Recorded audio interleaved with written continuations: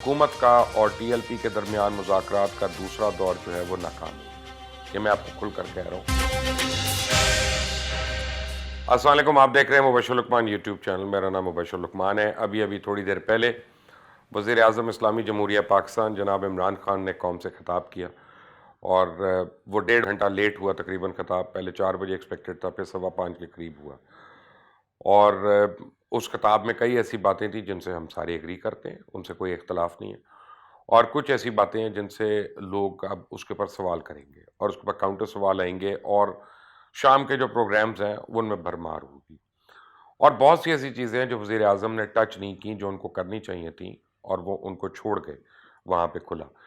اور اگر آپ اس خطاب کو دیکھتے ہیں اور بڑا اینالائز کرتے ہیں تو لگتا یہ ہے کہ یہ خطاب 1 ہفتہ دیر سے ہو رہا ہے، اس کو 1 ہفتہ پہلے ہونا چاہیے تھا، جو آج خطاب میں باتیں ہوئی ہیں، کم از کم میں ان کی بات کر رہا ہوں۔ لیکن ہو کیا رہا ہے، اور یہ خطاب میں کیا تھا، مین سیلینٹ فیچرز کیا تھے، وہ بھی میں آپ کو بتا دیتا ہوں اگر آپ نے نہیں سنا تو۔ لیکن حکومت کا اور ٹی ایل پی کے درمیان مذاکرات کا دوسرا دور جو ہے وہ ناکام ہو گیا، یہ میں آپ کو کھل کر کہہ رہا ہوں کہ وہ ناکام ہو گیا، اور معاملات جو ہیں اب یہاں سے آگے جائیں گے، اور وہ پیچھے جانے والے نہیں ہیں۔ وزیر اعظم نے وہ باتیں کی جو پچھلے 1 ہفتے سے میں ویلاگز میں کر رہا ہوں کہ ہم سب مسلمان ہیں، اور الحمدللہ ہم سب حرمت رسول پہ قربان ہونے کی خواہش بھی رکھتے ہیں، سارے کے سارے، اور اس میں کوئی دو رائے نہیں ہے۔ وہ اس کا جس مرضی فرقے سے تعلق ہو، کوئی مسلمان ایسا نہیں ہے کہ جو حرمت رسول پہ نہ صرف یقین رکھتا ہو بلکہ بلیو کرتا ہو۔ پھر انہوں نے کہا کہ پاکستان کا جو بننے کا ریزن تھا وہ یہ تھا کہ پاکستان کا مطلب کیا، لا الہ الا اللہ۔ لیکن میں واٹس ایپ گروپس میں بہت جگہ پہ مجھے جو سٹیٹمنٹس مل رہی ہیں وہ کہہ رہی ہیں کہ پاکستان ہم نے بنایا تھا ایک ملک جہاں مسلمان جو ہیں ان کے جان و مال کا تحفظ ہو، اور آج اسی ملک میں مسلمانوں کے جان و مال کا تحفظ نہیں، اور وہی غیر تحفظ شدہ ہے۔ کچھ اعداد و شمار آج ہمیں مل گئے وزیر اعظم کی اسپیچ سے، جو ہم ڈھونڈ رہے تھے اور ہمیں نہیں مل رہے تھے، اور کچھ اعداد و شمار انہوں نے نہیں دیے۔ انہوں نے کہا کہ 800 پولیس والے جو ہیں وہ اس میں زخمی ہوئے ہیں، اور کئی ابھی تک ہسپتالوں کے اندر ہیں۔ 800 پولیس والے، اس کا مطلب ہے کہ بہت زیادہ ہنگامہ ہوا ہے جس کو ڈاؤن پلے کرنے کی کوشش کی گئی، اور جب عثمان بزدار اور شیخ رشید اور فردوس عاشق افغان سارے کہتے تھے کہ حالات نارمل ہیں، تو obviously تینوں جھوٹ بول رہے تھے، تینوں جھوٹ بول رہے تھے، کیونکہ اگر 800 پولیس والے زخمی ہوتے ہیں اور 4 پولیس والے شہید ہوتے ہیں جو وزیر اعظم نے بتایا، تو حالات نارمل نہیں ہیں۔ اس کا مطلب ہے حالات انتہائی ایب نارمل ہیں، اور ابھی بھی ہم لوگوں سے بہت کچھ چھپا رہے ہیں، اور سب سے بڑا پرابلم ہے کہ ہم میڈیا کے اوپر روک ٹوک کر رہے ہیں۔ دوسرا، وزیر اعظم نے ٹی ایل پی کو بیسیکلی یہ بتانے کی کوشش کی کہ ہماری جدوجہد ایک ہے، ہمارا مقصد ایک ہے، ہمارے مکینکس یا ہمارا طریقہ کار جو ہے وہ مختلف ہے۔ آپ پاکستان کے اندر احتجاج کر کے فرانسیسی سفیر کو واپس بھیج کے وہ احتجاج کرنا چاہتے ہیں، اور ہم اس کے برعکس تمام مسلم امہ کے جتنے سربراہان ہیں ان کو جمع کر کے مغرب کے اوپر ہم کوئی لیجسلیشن کرانا چاہتے ہیں، یا ایسے وہاں پہ قانون سازی کرانا چاہتے ہیں، یا ان کو یہ باور کرانا چاہتے ہیں کہ وہ حرمت رسول کا پاس کریں۔ بالکل ٹھیک ہے، لیکن وزیر اعظم نے یہ نہیں بتایا کہ وہ کیا اغراض و مقاصد تھے جس کے تحت ٹی ایل پی کو بین کر دیا گیا، اور ان کے پاس ایسی کون سی چیزیں آئی تھیں، ایسے کون سے فگرز دیے تھے کہ جس وقت کابینہ نے 1.25 گھنٹے کے اندر ٹی ایل پی کو بین کرنے کا ایک حکم نامہ جاری کر دیا۔ انہوں نے یہ نہیں بتایا کہ ٹی ایل پی کی طرف سے کتنے لوگ جو ہیں وہ شہید ہوئے یا جاں بحق ہوئے یا مارے گئے یا زخمی ہوئے، اور وہ تعداد ابھی ہمیں نہیں پتہ۔ اب اسپیکر نیشنل اسمبلی نے آج کیا کیا کہ ٹی ایل پی میں کے جتنے بھی ورکرز ہیں جو شہید ہوئے ان کے لیے فاتحہ خوانی کروائی، لیکن اسپیکر نیشنل اسمبلی نے نیشنل اسمبلی آف پاکستان کے فلور پہ جاں بحق یا شہید ہونے والے پولیس اہلکاروں کے لیے فاتحہ نہیں کروائی۔ تو اب یہ میں کنفیوزڈ ہوں یہاں پہ کہ یہ کیا ہو رہا ہے، ایک طرف ہم کیا کر رہے ہیں، دوسری طرف ہم کیا کر رہے ہیں۔ بہرحال مذاکرات کا جو دوسرا دور تھا وہ میں آپ کو بتا رہا ہوں فیل ہو گیا، ناکام ہو گیا بری طرح۔ اس کی کچھ وجوہات ہیں۔ اس کی وجوہات یہ ہیں کہ چودھری سرور صاحب گئے، اس میں راجہ بشارت تھے، اس میں دیگر علماء کرام بھی تھے جو ان مذاکرات میں گئے وہاں پہ، اور کوٹ لکھپت جیل کے اندر جو ہے وہ سعد رضوی صاحب سے ان کے مذاکرات ہو رہے تھے، اور غالباً وہاں پہ اور بھی ٹی ایل پی کے کوئی لوگ موجود تھے، کیونکہ پتہ چلا کہ وہ وفد سے ملے ہیں وہاں پہ۔ ٹی ایل پی نے 5 شرائط اپنی رکھی ہیں، میں پتہ کرنے کی کوشش کر رہا ہوں، تھوڑی دیر میں انشاءاللہ پتہ چل جائے گا کہ ایگزیکٹلی وہ 5 شرائط ہیں کیا۔ جو انہوں نے حکومت سے رکھی. مذاکرات کرنے والوں نے وہیں پہ کہا کہ جی ہمیں وقت چاہیے، یہ ہم نے اسلام آباد کنوے کرنا ہے.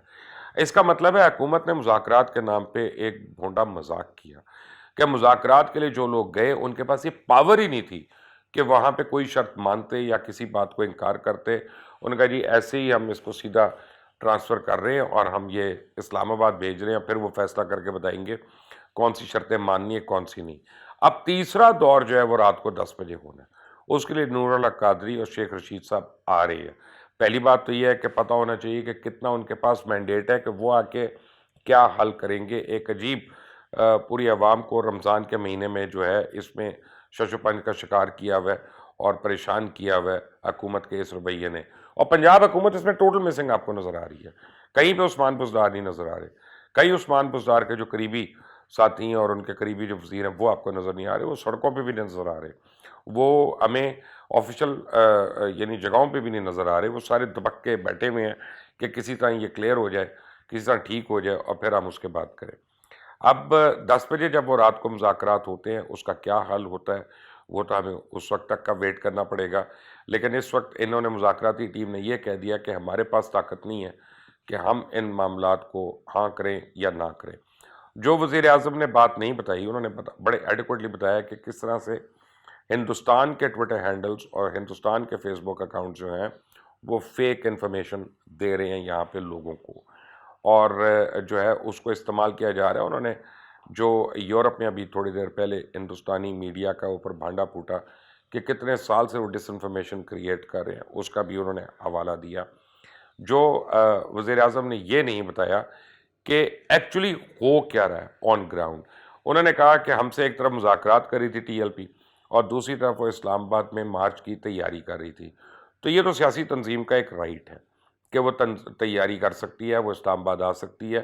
خود پی ٹی آئی نے، ہم لوگوں نے، میں بھی اس میں تھا، ہم لوگوں نے ایک طرف 4 حلقوں کے اوپر ہم مطالبے کر رہے تھے اور دوسری طرف دھرنے کی تیاریاں بھی ہو رہی تھی اور لانگ مارچ کی بھی تیاری ہو رہی تھی. ڈاکٹر طاہر القادری سے بھی مذاکرات ہو رہے تھے اور ڈاکٹر طاہر القادری کے لوگ بھی تیاری کر رہے تھے.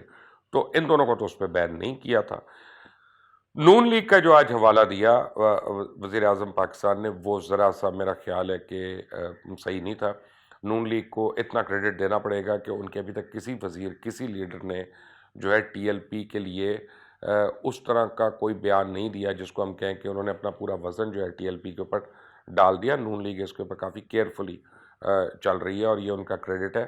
مولانا فضل الرحمان نے کیا، جناب سراج الحق صاحب نے کیا، دیگر تنظیموں نے کیا، تاجروں نے کیا. آج 4:30 بجے تاجروں کا ایک وفد جو تھا وہ مرکزی دھرنا گاہ پہ گیا اور ان کو وہاں پہ ریسیو کیا گیا اور انہوں نے کہا کہ ہم خود سے شٹر ڈاؤن کر رہے ہیں، ہمیں جبری طور پہ کسی نے نہیں کہا شٹر ڈاؤن کرنے کے لیے اور ہم اس احتجاج میں آپ کے ساتھ کھڑے.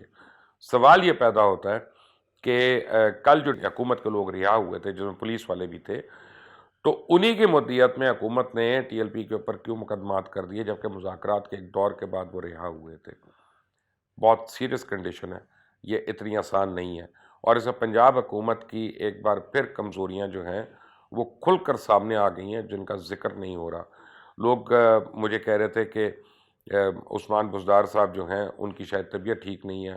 مجھے لگتا ہے کہ ہمارے کافی لوگ جو ہیں ان کی تربیت ٹھیک نہیں ہے اور ان کی سیاسی تربیت ہی نہیں ہے ان کو، اور ان کی اخلاقی تربیت بھی نہیں ہے. ابھی تک تو وزیر اعلیٰ کو وہاں پہنچے ہونا چاہیے تھا، گورنر کو وہاں پہنچے ہونا چاہیے تھا، کچھ نہیں کرتے.